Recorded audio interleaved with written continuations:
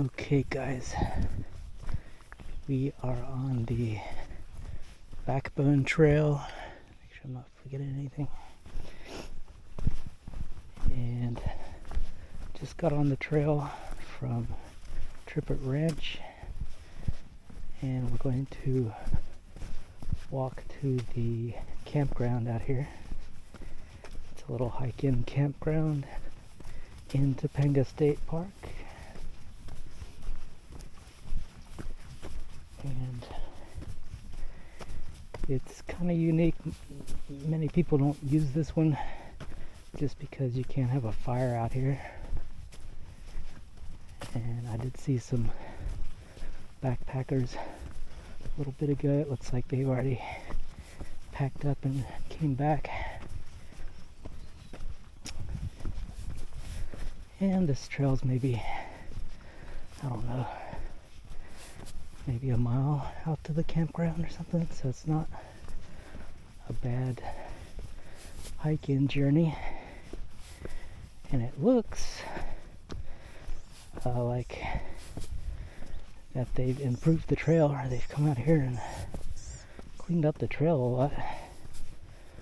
It was kind of run down after all the rain last year. I had seen streams and waterfalls on this trail that I've never seen before, just from all the rain.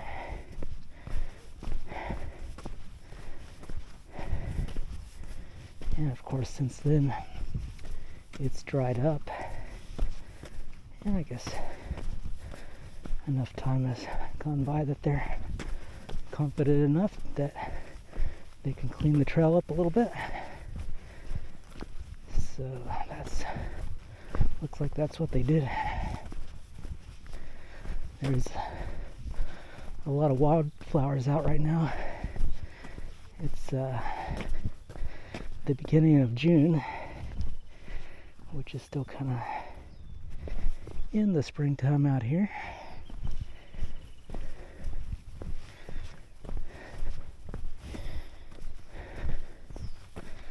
And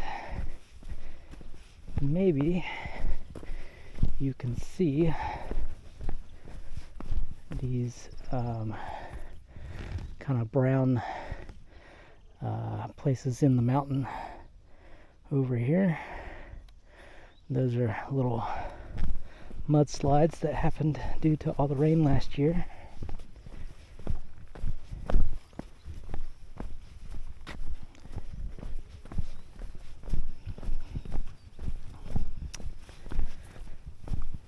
It's a Sunday and there are people out, but most people just walk on the main fire roads. They don't walk on this Backbone Trail, but this trail does meet up with the fire roads later on down the line, which I'll show you maybe in a different video.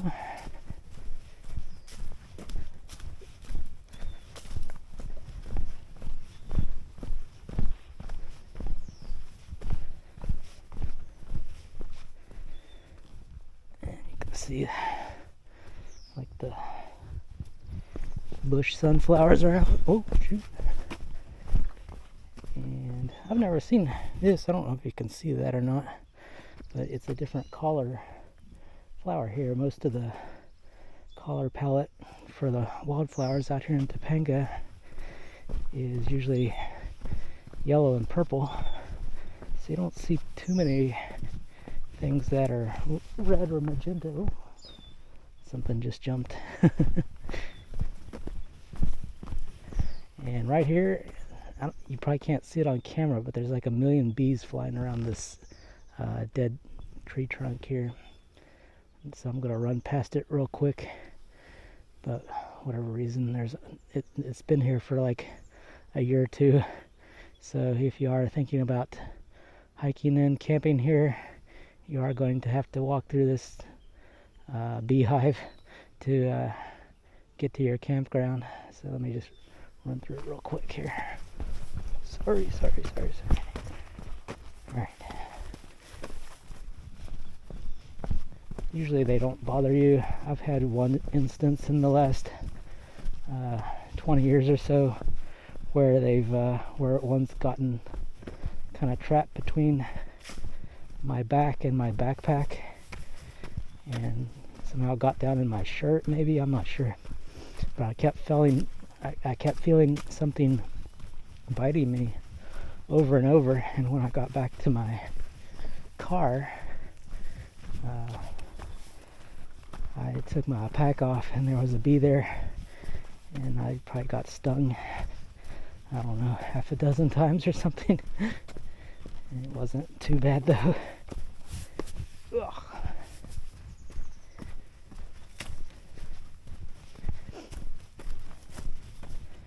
This trail, it has a very mild elevation to it. There are a few little steps. So if you do have problems with your knees, bring your hiking poles, or just be careful. You can see here that the trail's a little rough right here. Ugh. But I don't know, it looks like they've kind of smoothed it out as well. Ooh. Hello.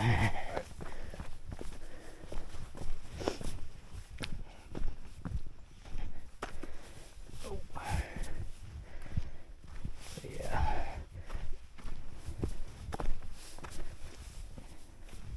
Hello.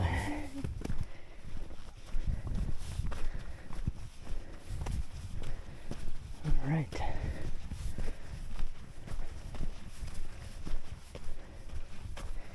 And not right at this area, but once we get past the campground, which will be on a different video, you're going to start to see some poison ivy, and usually it's not too extensive, so as long as you can recognize it and kind of walk around it, you're not gonna get it, or at least as long as you're not too sensitive to it. I used to be super sensitive when I was a kid, and just a little bit would cause my skin to break out, and it would, you know, make the big blisters that weeped with the pus and all that. So it was never a very fun time on my East Coast town, or East Coast countryside, to be out when the poison ivy was at.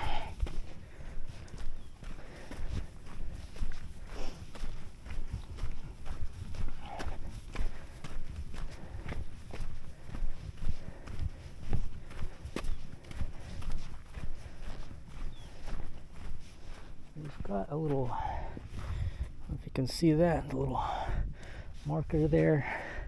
I think maybe at one point there's a little trail that maybe went down in here or something. So that just kept you going on the right way.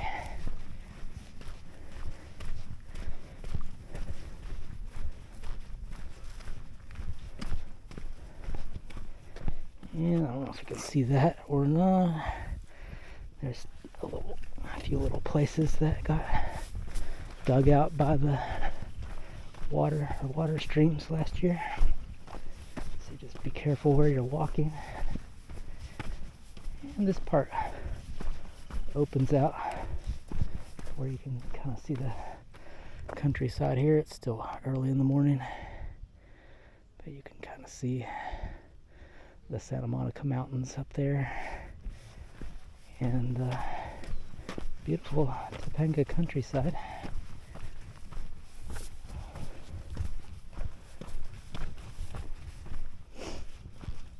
The springtime is always the best time to visit this park, as far as just the natural beauty with the greenery and the wildflowers out.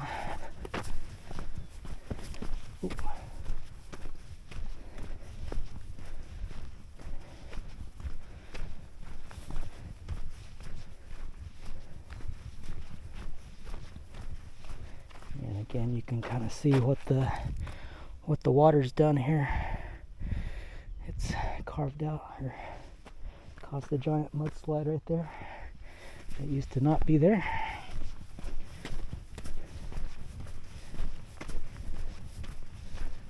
And I don't know, I think I may have passed it already, but somewhere along the right side of the trail back there, you could look up to the right and see waterfalls that usually aren't there. It's just they had a heavy amount of rain last year. I forgot it was something like the jet stream kind of got caught over California and just hung out there for several weeks or several months. And it just dumped rain over and over on the state, which was needed. We're kind of in a secular drought.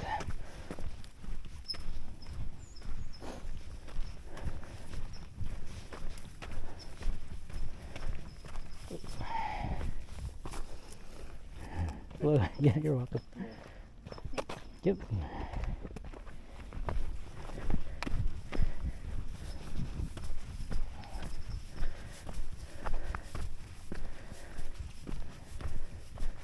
Halfway through this trail, you'll get to this seating area. Makes a nice picnic area, and it lets you look out onto the countryside there.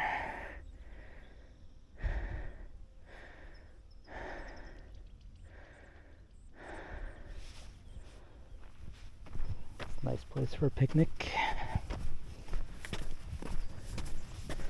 So that kind of distinguishes the first part of this trail from the second. Now we're on the second half to get to the campground.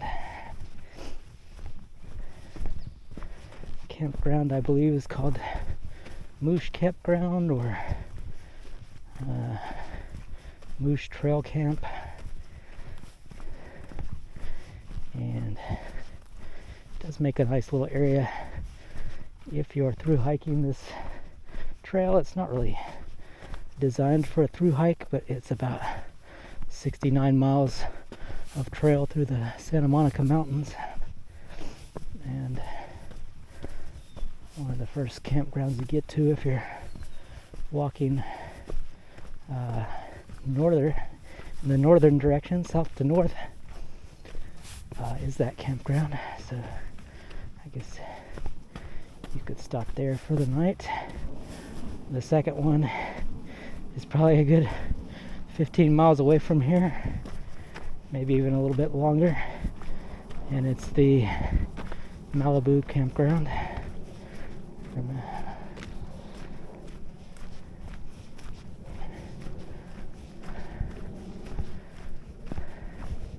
Here's something that's been popping up recently in the last few years. It's these, I believe, Italian thistle.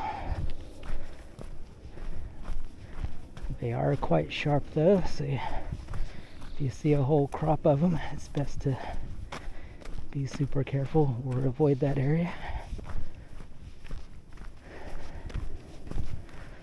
And I'm pretty sure these things here, you'll see these everywhere. That's just a black mustard, and I believe it's a invasive species. My dad is a little bit familiar with these from the East Coast. He says early enough in the season, back in the 50s or whatnot, they would harvest the greens or the leaves on them long before they get the flowers, and they would eat them.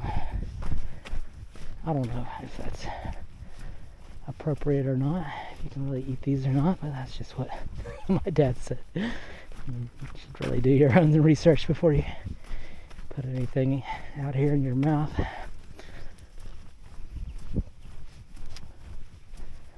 Let's see. And right here is another view of down there in Topanga Canyon. See a few houses.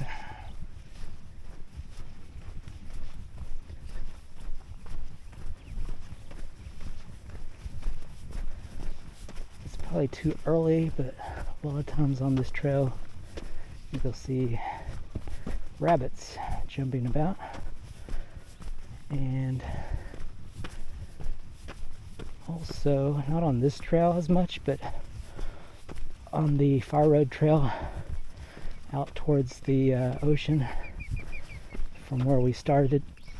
There's California quail that run around on the trails. They kind of run around in groups.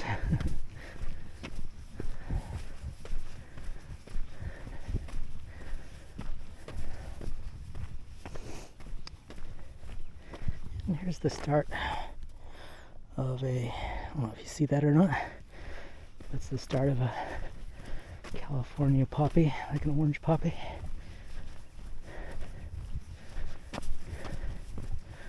Whew. And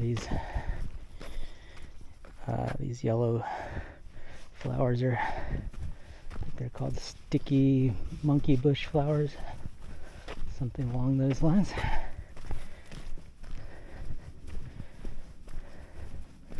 I've cataloged a lot of these over the last several years, and I've put it on the camphikelive.california.com website. So if you go to www.camphikelive.california.com and search in the search bar for Topanga wildflowers, you can see what all these are.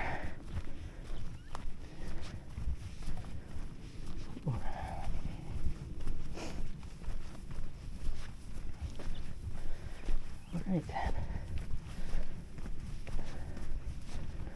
This little intersection represents the kind of the start of Musch Meadow and where the camp is. You can go down this way, but it just leads back to a road that goes back to Topanga Canyon Boulevard. So we don't want to do that. It's all residential. Ooh.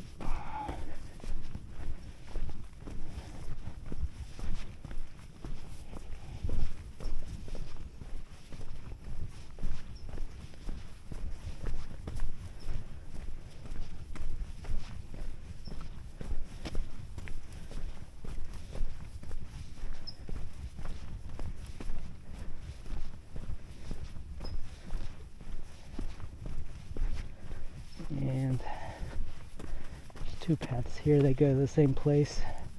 I guess this one here is the official trail, or you can go up that way, it doesn't really matter.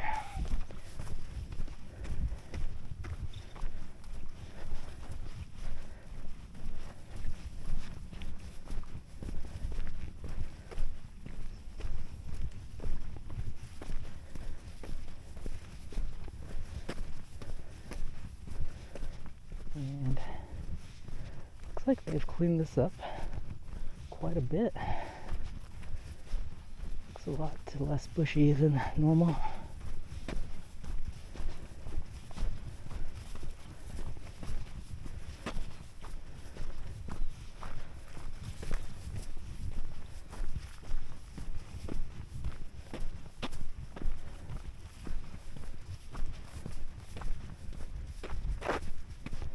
And over here, I don't know if you can see that in the distance, but below this big bush that's in front of that dark green tree, there's a few little bowls with levers on them, and the levers, when depressed, cause water to come out and fill the bowl. It's for horses. I don't know if they're actually operational or not, though. Alright, here we are. Oh, and look at this, there's a acorn woodpecker on the water fountain here. Let me see if I can get a little closer. Oh, no.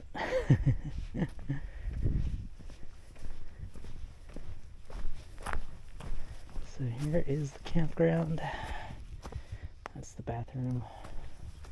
I can show you that.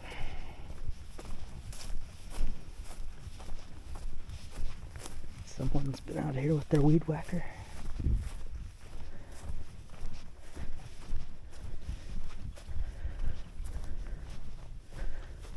So usually 2 bathrooms here and some outdoor sinks. And the little sign there will tell you not to wash your dishes in the sink.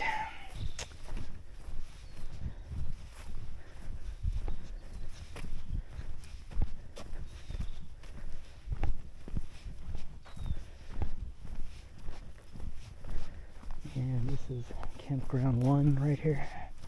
I think this is probably the best one that probably has the most traffic. And you can see it kind of goes all the way back down in there. Wow, someone's put up a huge tent. And then there's also these stables you can see for the horses.